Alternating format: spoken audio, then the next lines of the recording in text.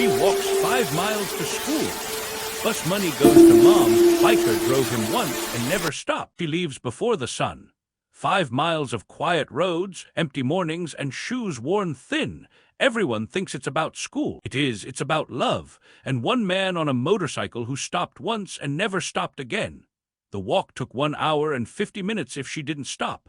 2 hours if the wind fought her. Longer if her feet hurt more than usual. Her name was Lena Harper ***. She was 12 years old, and every weekday morning she walked 5 miles to school while the rest of the city slept. She left the apartment at *6:05 a.m. *, so she wouldn't wake her mother. The floor creaked near the kitchen, so she stepped around it from memory. She poured cereal back into the box because there wasn't enough milk. She slipped on her jacket, zipped it halfway because the zipper stuck, and tied her shoes tight even though the soles were thinning.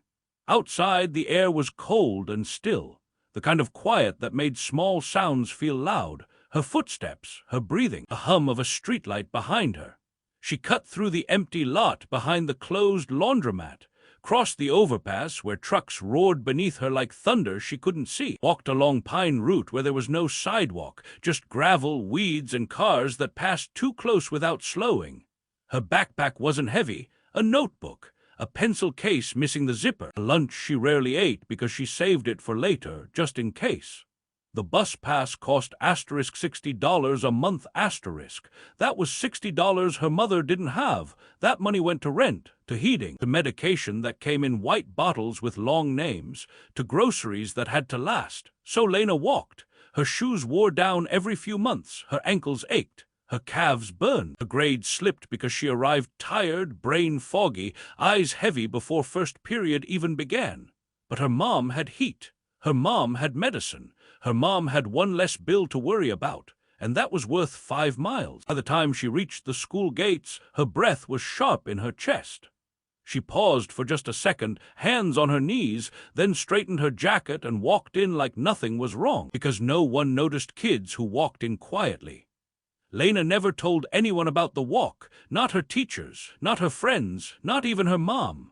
Her mother, Rachel Harper ***, worked nights at a long-term care facility, 12-hour shifts, overtime when she could get it, shoes always on by the door, back always stiff, eyes always tired.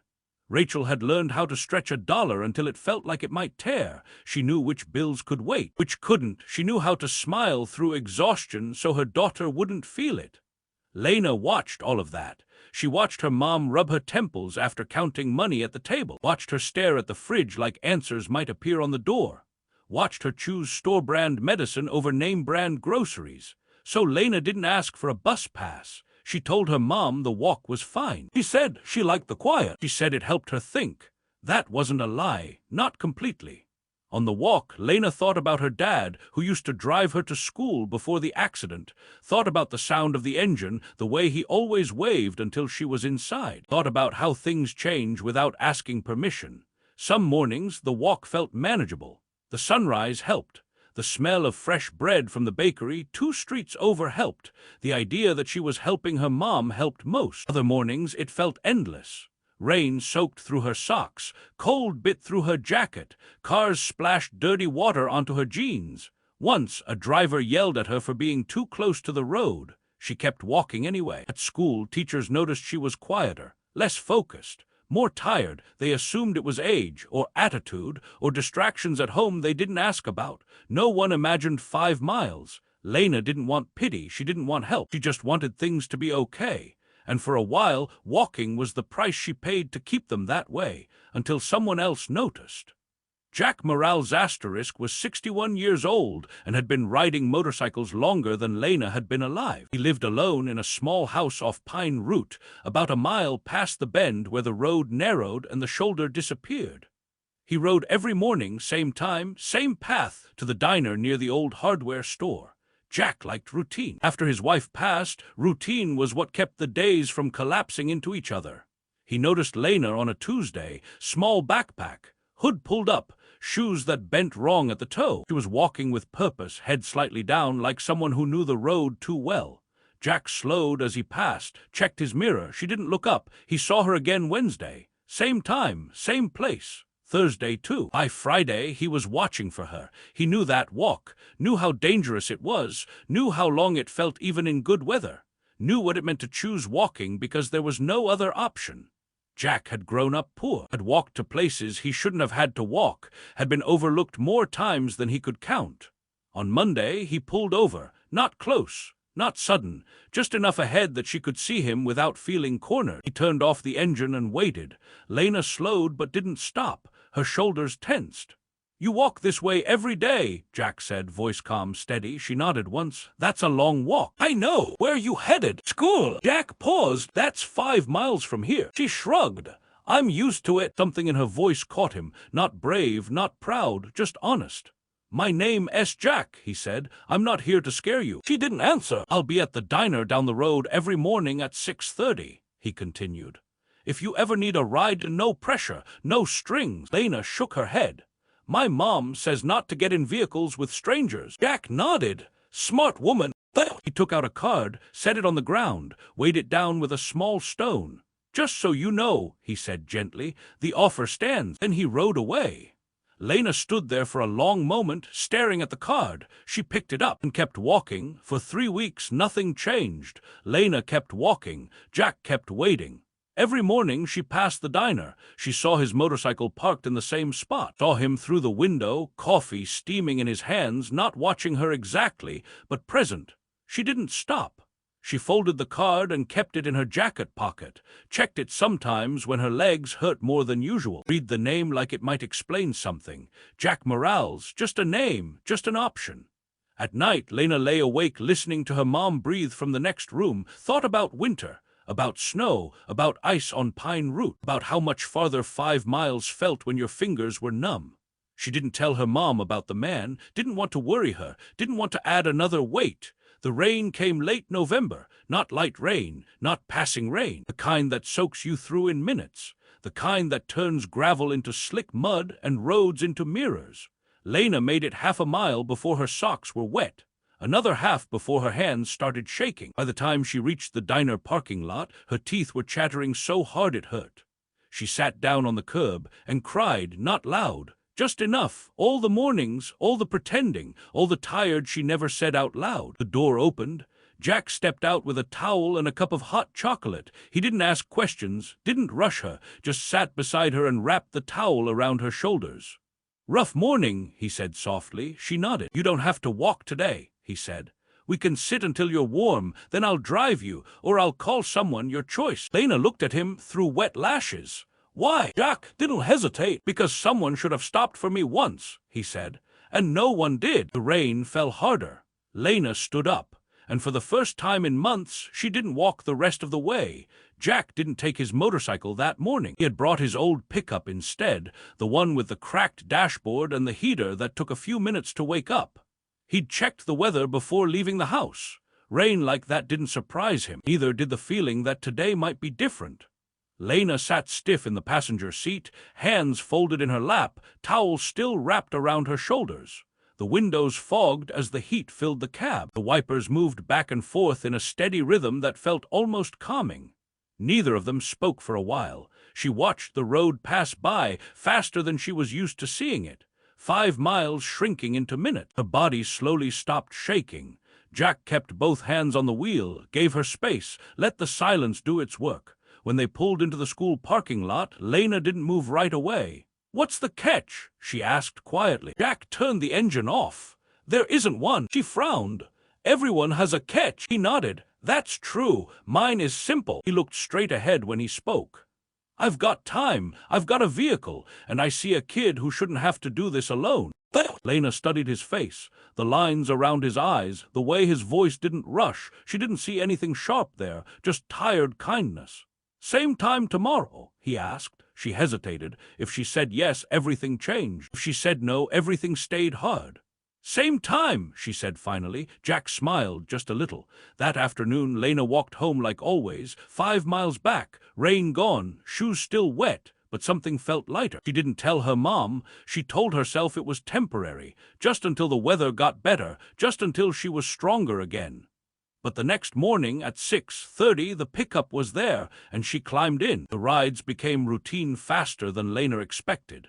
Every morning, the truck waited at the same corner, same spot, same time. Jack never honked, never waved. He just sat there, engine running, radio low. Lena would walk the first mile like always, just enough to keep the secret believable. Then she'd climb in. Some mornings they talked, some mornings they didn't. Jack asked about school without prying, about math tests, about books she liked, about what she wanted to be someday without making it sound like a promise she had to keep. Other days they rode in quiet comfort, the kind where you don't feel pressure to fill the space. Lena started arriving at school awake, her head clear, her legs not burning. Teachers noticed she raised her hand more, her grades began to climb back up. At home, Rachel noticed too. "You seem different," her mom said one night. Spoon paused over a pot of soup. "More energy." Lena shrugged. "Guess I'm just sleeping better." That wasn't a lie, not entirely, but the secret grew heavier. Lena hated lying to her mom, hated watching her talk about money, about how proud she was that Lena handled things so well. Hated the knot in her chest every time her mom kissed her forehead and said, "I'm sorry things are hard right now." Jack never pushed, never asked if her mother knew.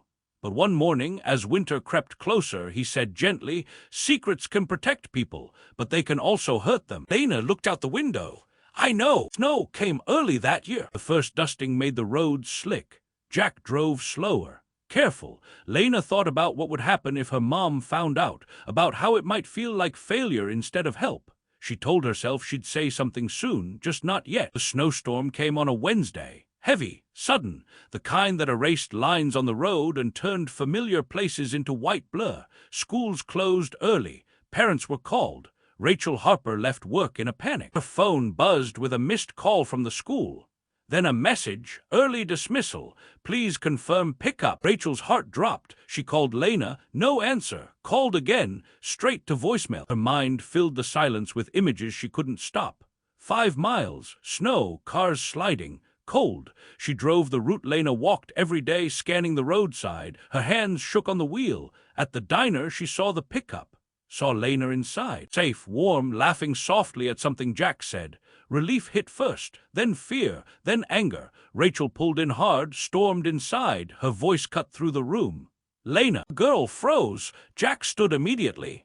"Ma'am!" Rachel didn't hear him. She pulled her daughter close, hands checking her coat, her arms, her face. "Why didn't you tell me?" she whispered, voice breaking. Lena started crying. "I didn't want you to feel bad. I didn't want you to think you failed." Rachel looked at Jack for the first time, really looked. He took a step back, gave her space. "I should have insisted," he said quietly. "I'm sorry." The room went still. Rachel breathed out slowly, all the fear draining, all the guilt rushing in. "No," she said finally. "Thank you." They sat together at a corner booth. Snow pressed against the windows. The diner hummed softly around them. Coffee cups steamed between hands that were finally steady. Rachel listened. She listened to 5 miles, to worn shoes, to early mornings, to quiet strength she hadn't known her daughter carried alone. She cried without hiding it.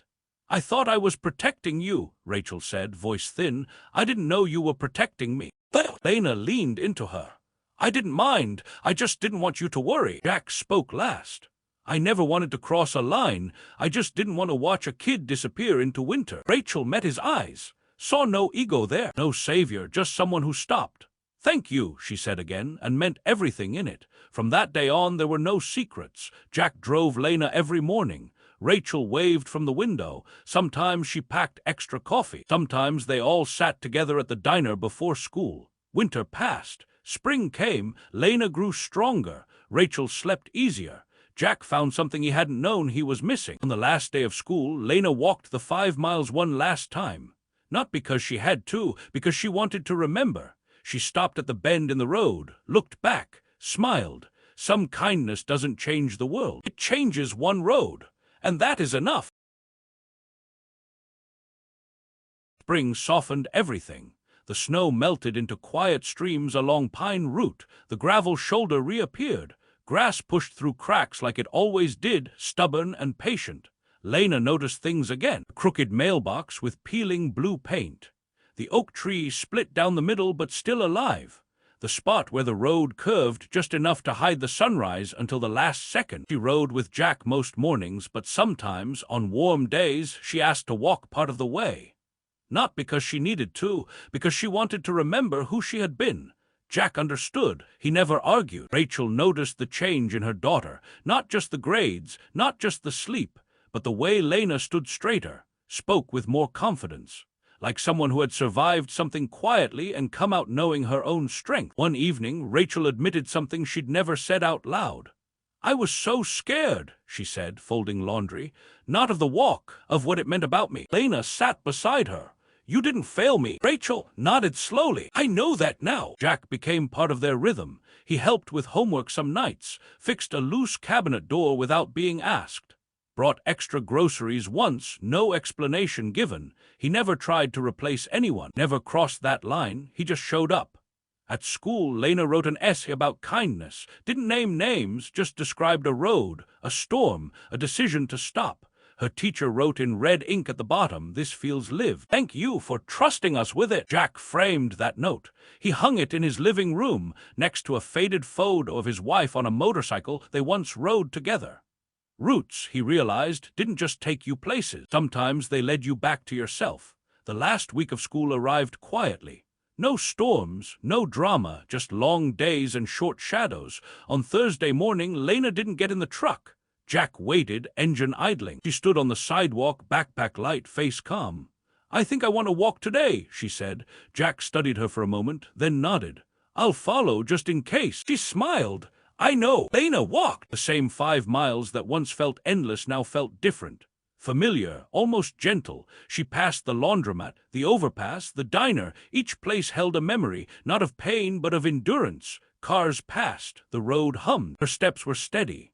At the bend near the school, she stopped. Jack pulled up beside her. "You okay?" he asked. She nodded. "I just wanted to thank the road." He didn't ask more.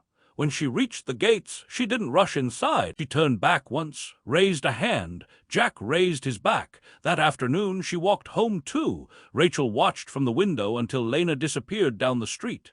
Fear flickered, but didn't take over. She trusted now. That night, Lena placed her old shoes by the door, the worn ones, the ones that carried her when no one knew. She didn't throw them away. Some things you keep, not because they're useful anymore, but because they remind you who you are. Lena was 26 when she drove Pine Route again. Different car, different life, same road. She had moved back to town for work. Temporary, she told herself, but some places pull you back whether you plan it or not. The diner was still there, new paint, same windows. She parked and went inside. Jack sat at the counter, older now, slower but unmistakable. He turned when he heard her voice. "Hey," she said. He stared for a second, then smiled wide. "You still walk." She laughed. "Only when it matters." They talked for hours, about life, about losses, about how small choices ripple further than we think. Jack admitted something then. "I almost didn't stop that day," he said quietly. "I thought maybe it wasn't my place." Lena shook her head. "It was." She told him about college, about her job working with kids from low-income families, about how she always noticed the ones who arrived tired, because she knew. When they hugged goodbye, Jack pressed something into her hand, the old card. "Just in case," he said. She drove home slowly. The road felt full. Some stories don't end, they just keep echoing. Lena volunteers now. She drives kids when she can, buys bus passes quietly, leaves them in envelopes without names. She never calls it charity, she calls it noticing.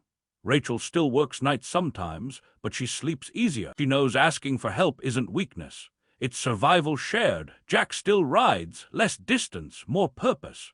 On warm mornings, he sits on his porch and watches the road, not waiting for anything specific, just open. Lena visits often. Sometimes they drive Pine Route together. Sometimes they walk a mile in silence. They don't talk about the hard parts much anymore. They don't need to, because the truth is simple. 5 miles can break a child, or build one. The difference is whether someone stops, and once you stop once, you never really stop again. Lena didn't announce what she did. She didn't post about it, didn't tell coworkers, didn't even tell Jack most of the time. She just noticed. The girl who always arrived late and pretended it didn't matter. The boy who fell asleep in first period and blamed it on video games. The kid who never went on field trips because permission slips cost money. She noticed because once someone noticed her. At the community center where she worked, Lena kept a small drawer in her desk. Inside were bus passes, granola bars, gloves in winter, socks, always socks. When a kid lingered near the door too long, she'd casually ask, "How far do you live?" When they shrugged, she'd nod like it wasn't important. Then she'd make a quiet decision. Some mornings she drove them. Some mornings she arranged rides. Some mornings she just walked part of the way with them, never dramatic, never framed as rescue, just presence.